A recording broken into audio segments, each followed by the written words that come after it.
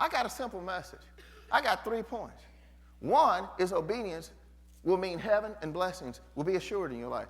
3 is that when you are disobedient, curses and hell are going to follow. The second one I haven't told you because the second one is going to mess you up. And I want you to get these first ones. The second one is important too. But the second one is really a derivative of the first one and the third one. But watch. Then you will live and increase. Now notice, here's what God does. You increase when you are obedient. Right. Increasing means this way. Increasing means increasing. Increasing doesn't mean, bam, you there. Increasing means you're increasing. It means it's getting better. It ain't better, but it's getting better. It ain't everything I want, but it's getting everything I want. Notice he said, then you will increase. Notice you will live and increase. And when you start being obedient, it ain't immediately that, oh, my bills got paid. Because that's what some of y'all want. I come to church today. I've had folk throughout my years of pastor, I had folk come to church, and I came to church, and it didn't happen, and it didn't happen. It began. You got to get this through your head. You are on a journey. When you make up your mind to start obeying God, you start to increase. You don't immediately get there. It's a process. And it is required of a servant of God that he be faithful. God only charges you with the absence of faithfulness. When you're saved, all he expects you to do is to be faithful. You don't even have to fulfill the job. If I'm supposed to preach to you and y'all don't get it, you know what? God ain't going to hold me accountable because you didn't get it. He's going to hold me accountable on the fact that I was faithful or unfaithful. He's looking at my faithfulness. Terry, you ain't got to make nobody do nothing.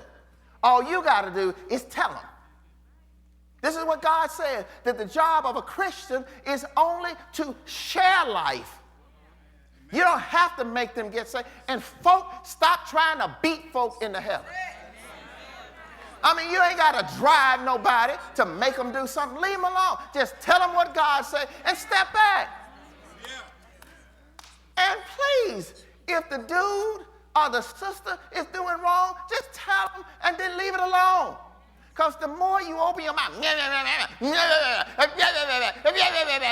the more you do that, you ain't winning. You're wasting your time.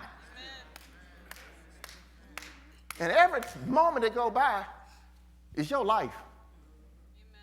There's things more important than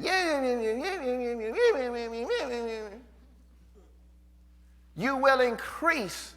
You will live and increase. In other words, God say, I'm going to let you live so you can get there. Oh, prove the point. Moses had to keep living. 80 years old when he see the burning bush.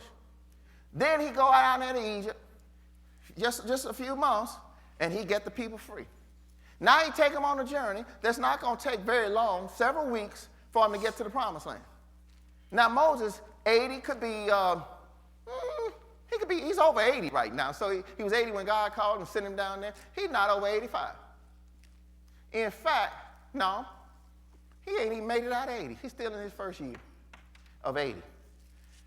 And he bring him out, take him past the Red Sea, get him up there ready to go into the promised land. Now, God probably could have called Moses and let him go on leave at 90 or 100 after he committed after he'd already done his mission. But Moses was to lead them to the promised land. He led them there, and they acted a fool. And so, as a result of them acting a fool, they had to spend 40 years in the wilderness. And because they had to spend 40 years in the wilderness, God kept Moses 40 years longer. So, until he accomplished his mission. What I'm here to tell you is that when God gives you a mission, you can't be cut short of that mission. You will live, and you will live until you fulfill that mission. And those of you knuckleheads that running around and don't know what your mission is, you don't know when you're going to die. You could be dead tomorrow.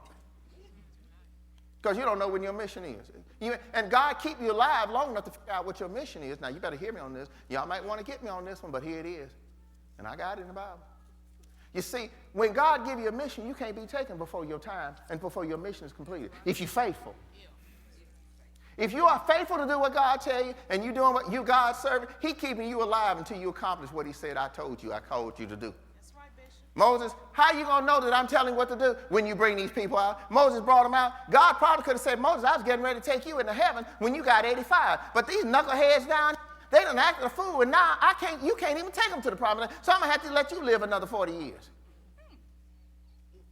Because I could have brought you to heaven, and you didn't have to experience no more problem with these stiff-necked folk. Moses was ready to die a lot of times because he kept dealing with people. Lord, I can't handle these stiff-necked people down here. Moses, I would have brought you home, but they were fools, and I got to let you till you complete your mission. You got to deal with them. One time they came to Moses, made Moses so mad. They talk about Moses, blah, blah, Moses. At least say, oh, God, dog it. How come we got to keep dealing with you? Must I bring water from everything? Moses took his stick. God told him to speak to the rock. Moses so mad with him, and Moses just beat the rock. Bam. I'm tired of y'all. God said, Moses, you lost your temper, Moses. Now, I was going to let you go into the promised land. But now you lost your temper, so I'm just going to let you look at it. Because to him whom much is given, much is expected. You're going to get them over there, because that's what I called you to do. And then I'm going to bring you on home. But you ain't getting in there, because you yelled at them. You act a fool with them, too. You let them make you act a fool. Don't you ever let nobody make you act a fool. I don't care what kind of fool you're dealing with. Don't you become one to deal with them. Did you hear me? Because when you start acting a fool, you're stepping out of line. Let me move on, because I got so much I got to give you, and I can't finish this if I keep talking to you straight.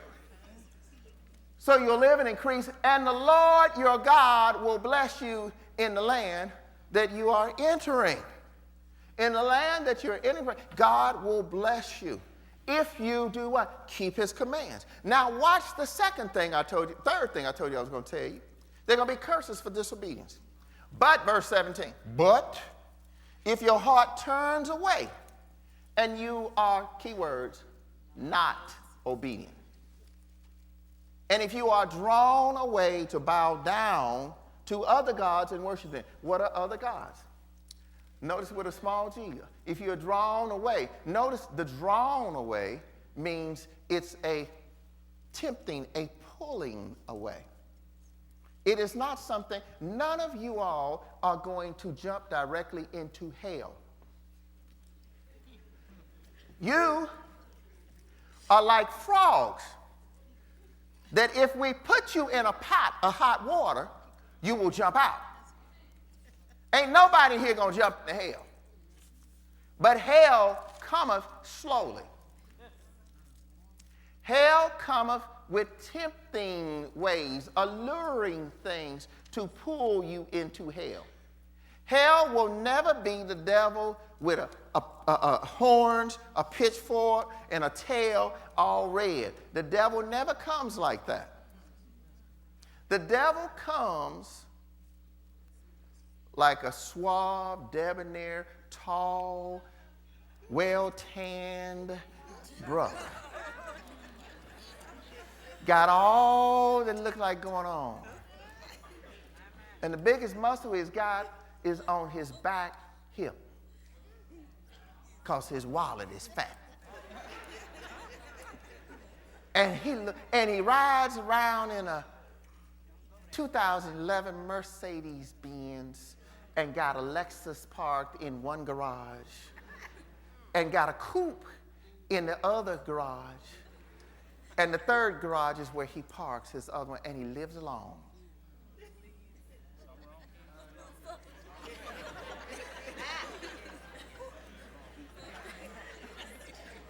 Okay, that's the way he will draw you.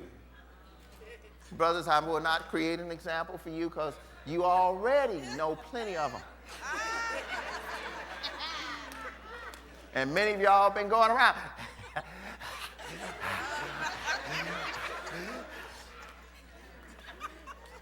Go read Proverbs 5. The example tells you to watch out for that kind of stuff, but I won't have to tell you now. But the devil never is looking scary. He is always looking alluring and attractive. To draw. See, he gradually pulls you into hell. Notice you'll be drawn away to other gods and worship them. He said, but if your heart does this. So don't ever think you're going to fall. None of you going to step off into hell like I'm going into hell. No. You will slowly. You got to look. Remember, the devil was subtle, crafty. He comes at you. You know, when I tell you all, when I go into Walmart and I put my hat on, it's because I'm scared of the devil. And I realize this is not good for a pastor to be as I am. I walk around, I'm going in the store, I'm doing like this. And there are folk that say, he saw me and didn't even say that. No, I don't want to see you. There are women that will look, and I don't want to see their eyes looking at me. Because I don't want, Adrian was talking to me about the other day. We were looking at stuff, we were looking on Facebook. I said, I don't want to see that. I don't want to see that. What? Why, Daddy? It's just a picture. I don't want to see that. And I don't ever want to see none of y'all looking like some of y'all do on your Facebook picture. Anywhere. Except on that pictures where you're supposed to be, like that. Stay like that. Don't wear some of that stuff you wear out on Facebook. I'm drifting. I need to stop. But I'm not going to be drawn away to no other gods. Ain't none of y'all going to draw. You need to understand that. Because I know that that's a way to go to hell, to get drawn easily with the subtle thing. So next time you see that nice, fine thing, remember, ticket to hell.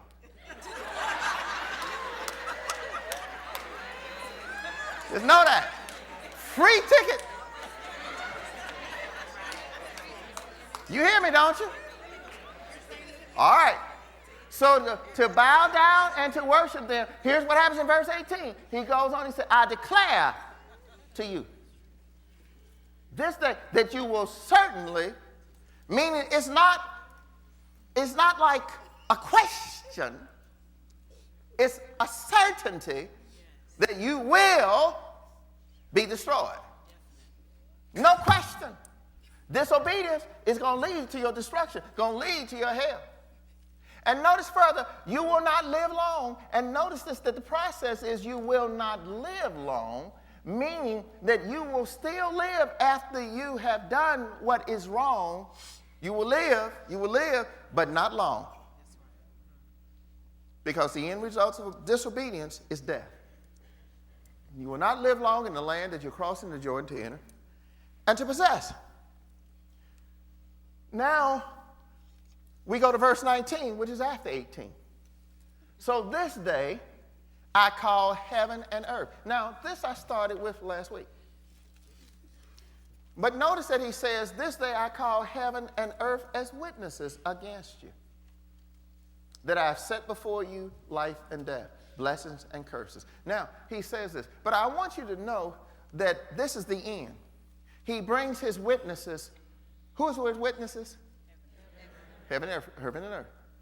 But if we were looking at the very beginning, before he starts this discourse, in Deuteronomy 4 and verse 26, he tells heaven and earth to be involved with hearing what I'm saying. In other words, in the beginning of his discussion, he says, heaven and earth, listen. Now, and then in the end, he says, heaven and earth, listen. So when you are doing wrong, though nobody else is around to tell on you, there is a silent witness that is observing. Who, may I ask you, are the witnesses that are observing your actions every day? Heaven and earth. Right. The same ones that are crying out every day that pour forth speech. Do you know that the heavens and earth declare his glory? So the heavens and earth can talk about you. They're talking. Psalms 19, look at this, verse 1. Check this out, Psalm 19, verse 1. The heavens declare the glory of God. They're talking. The heavens talking. The skies proclaim the work of his hand. They're talking. God listening to the heavens. So a little cloud watching you everywhere you go. Out in the daytime, in the nighttime, the earth that you're stepping on. You know what? He stepped on me to get into the club tonight. He stepped up to that table and put that money on that person on that pole. The earth gonna declare. Amen. And in the privacy of your own home. What do you think your computer made out of? Where the components come from to make that computer? So the computer's sitting up there, you want me to go visit what site? And notice what the word, go back over there to Deuteronomy where we were. Notice that what's going to happen, you will certainly be destroyed because the heaven and the earth are going to declare it. Can you imagine standing before God and God say, I saw what you were doing on late nights on your computer. What, me? That wasn't me? And here come Windows. Show me the history of where they visited. And say, Lord, I got to do what you said. Here where they went to this site, this site, this site. And then them little cameras you got on your phone, show me what they were doing when they were looking.